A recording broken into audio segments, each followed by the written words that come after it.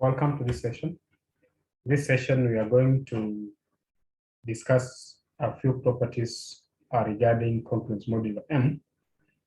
And so we have a theorem that if A is congruent to B modulo M, and then for any integer x, these properties hold. A plus x is congruent to B plus x modulo M, and then A minus x is congruent to B minus x modulo M. Ax is congruent to B x modulo M, and A power n is congruent to B power n modulo M for all integers, for all natural numbers n. So let's prove this theorem. So the first one, they want us to prove that Ax is congruent to Bx, A plus x is congruent to B plus x modulo M. We can only prove if we remember what is the meaning of congruence modulo. So we start by saying, since A is congruent to B modulo M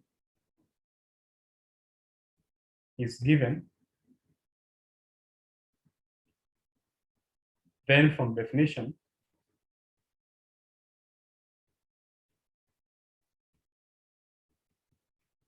A is congruent to B modulo M means or implies that M divides A minus B. That's the condition for A to be congruent to B modulo M. So this comes out from definition. So let's say if we claim that Ax is congruent to Bx modulo M, then you expect that the difference between A plus x and B plus x should be divisible by M. Now, A plus x minus B plus x is the same as A plus x minus B minus x. This is just basic algebra. So positive x minus x cancels out. So this gives us A minus B.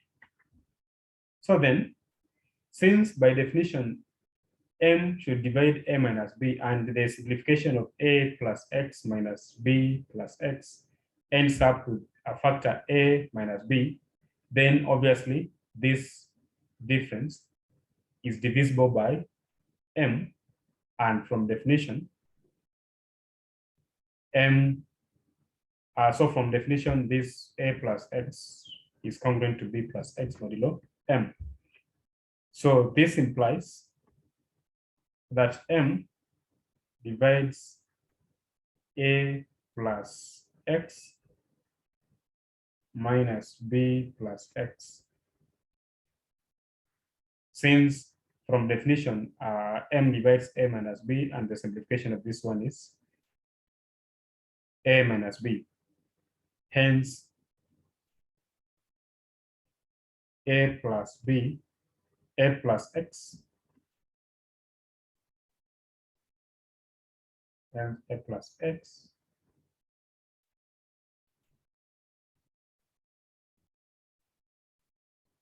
is congruent to B plus x modulo M. So that's how we prove the first result. Similarly, the second result is the same way. So we say, part 2, from definition,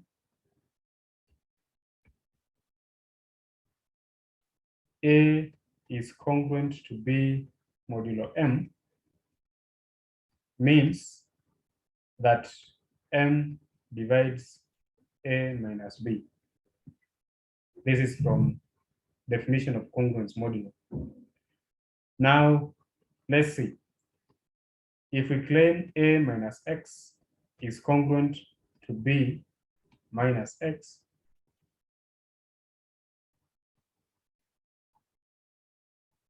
so we ask whether that congruence is defined. So a minus x minus b minus x will give us a minus x minus b, minus minus is plus. And you see minus x plus x cancels out. So this is still a minus b. So this implies that m must divide a minus x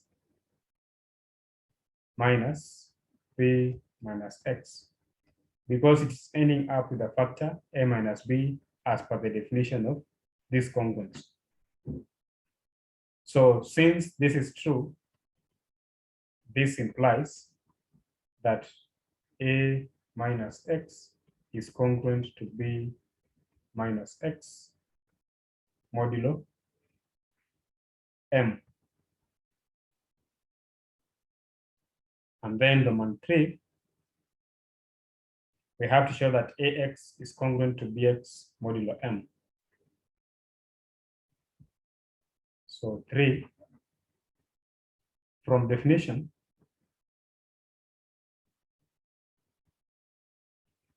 a is congruent to b modulo m as given in the problem implies that m divides a minus b.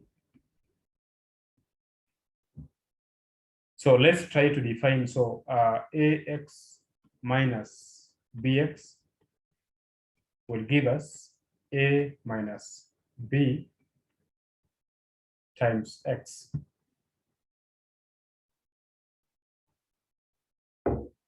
So this implies that m should divide ax minus bx, since this difference has a factor a minus b as per the definition. So therefore, ax must be congruent to bx modulo m. And lastly, we have to show that a power n is congruent to b power n modulo m, where n is a natural number. So we still from definition, start from definition. A congruent to b modulo m implies that m divides a minus b. This from definition. Now, if we try a power n minus b power n, so since a power n, b power n is the same as a minus b into a power n minus 1, and then plus a power n minus 2 b plus a power n minus 3 b, this b squared up to plus b power n minus 1. Since this one has a factor of a minus b, then m must divide a power n, b power n, because this is a factor of a minus b.